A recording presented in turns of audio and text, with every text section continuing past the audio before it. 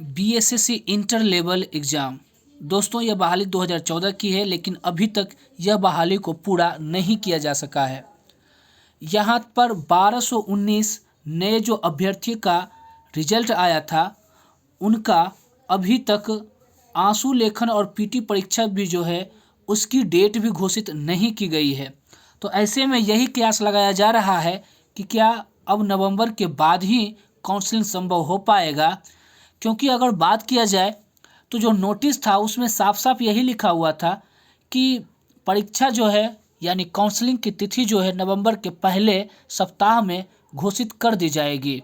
लेकिन बात किया जाए तो आज 3 नवंबर हो चुके हैं, लेकिन अभी तक कोई भी प्रकार के नोटिस बीएसएससी द्वारा जारी नहीं किया गया है। ऐसे में सवाल उठना लाजमी है कि इन 1219 जो अभ्यर्थी हैं उनका पीटी और आंसू लेखन परीक्षा भी नवंबर के पहले सप्ताह में हो जाए या नहीं।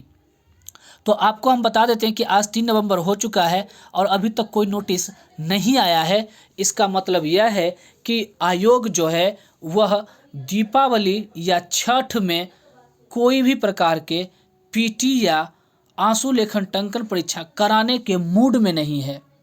और उधर एक खबर चलकर आ रही है कि जो छात्र नेता दिलीप कुमार हैं, उन्होंने 6 नवंबर को आयोग को सीधे चेतावनी देते हुए कहा है कि अब हम धरना प्रदर्शन आंदोलन करेंगे।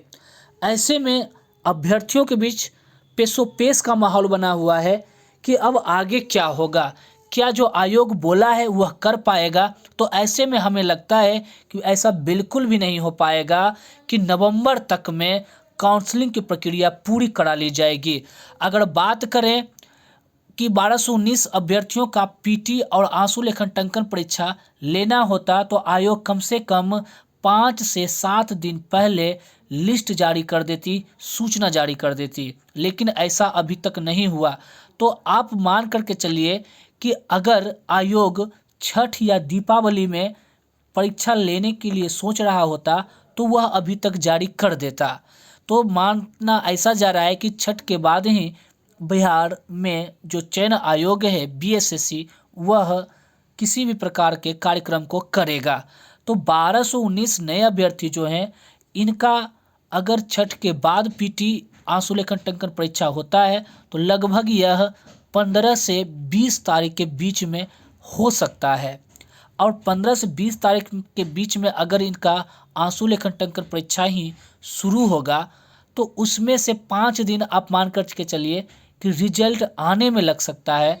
और उसके लगभग 5 दिन से 10 दिन के बीच में बिहार सरकार यानी बीएसएससी जो है वह मेरिट लिस्ट जारी करने में लगा देगी और 5 से 10 दिनों के बाद वह काउंसलिंग का डेट घोषित करेगी। इस तरह से देखा जाए तो यह महीना जो है किसी तरीके से पार होता नज़र आ रहा है। हमें नहीं लगता कि अब नवंबर में भी आयोग यह परीक्षा पूरा करवा पाएगी। तो इसलिए अब अलग अलग प्रकार से दबाव बनाए जा रहे हैं आयोग पे। हालांकि आयोग ने कार्य करना शुरू कर दिया है, तेजी के साथ कार्य कर रहा है, लेकिन उसकी कथनी और करनी में अंतर हो जाता है। यही कारण है कि हजारों अभ्यर्थी जो है वह परेशान हैं।